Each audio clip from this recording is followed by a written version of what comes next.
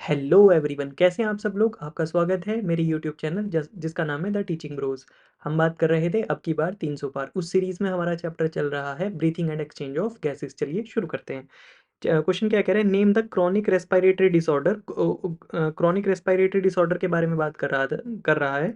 Caused mainly by cigarette smoking. देखिए NCERT में cigarette smoking को लेके सिर्फ और सिर्फ एम्फाइसीमा का जिक्र है, तो उसे एम्फाइसीमा जहाँ दिख रहा हो सीधा टिक कर देंगे, एम्फाइसीमा हम टिक कर देंगे। एनसीईआरटी की लाइन से सवाल है, ज़्यादा इसमें टेंशन सोच विचार करने की ज़रूरत नहीं है।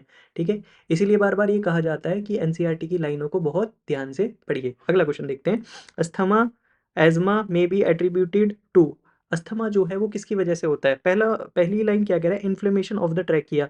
ये बात बहुत ध्यान से देखिए, ट्रैकिया के इन्फ्लेमेशन से अस्थमा नहीं होता है। किसके, ब्रोंक्यूल्स। ब्रोंक्यूल्स के आसपास जो टिश्यूज होते हैं वो स्वेलअप हो जाते हैं, वो फूल जाते हैं, ठीक है, इन्फ्लेमेशन की वजह से। और ब्रोंक्यूल्स का साइज जो है वो छोटा हो जाता है, उसकी वजह से सांस लेने में क्या होती है, प्रॉब्लम होती है।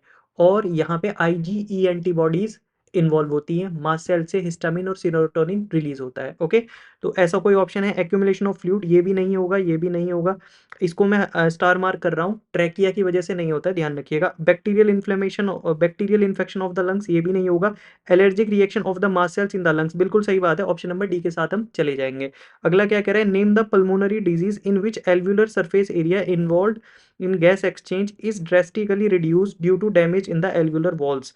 क्या बात कह रहा है, ये कह रहा है कि उस पल्मोनरी डिजीज का नाम लिखिए जिसमें एल्व्यूलर सरफेस एरिया क्या होता है, डिक्रीज हो जाता है, जो गैसेस एक्सचेंज में रोल प्ले करता है। एल्व्यूलर सरफेस एरिया से ही गैसेस एक्सचेंज होता है ना, तो वो डिक्रीज हो जाता है। ऐसी कौन सी डिजीज है, एनसीईआरटी की लाइन से सवाल है, ऐसी डिजीज है कौन सी, एम्फाइसीमा। तो एम्फाइसीमा हमारा ऑप्शन हो जाएगा। तो ये हमारा breathing and exchange of gases chapter यहाँ पे 10 साल के सारे क्वेश्चन प्रॉपर एक्सप्लेनेशन के साथ खत्म हो गए हैं। आई होप आपको ये सीरीज पसंद आ रही होगी। अगर ये आपको ये सीरीज पसंद आ रही है तो इस चैनल को सब्सक्राइब कीजिए, लाइक कीजिए और औरों के साथ शेयर कीजिए। Thank you so much for your patience listening.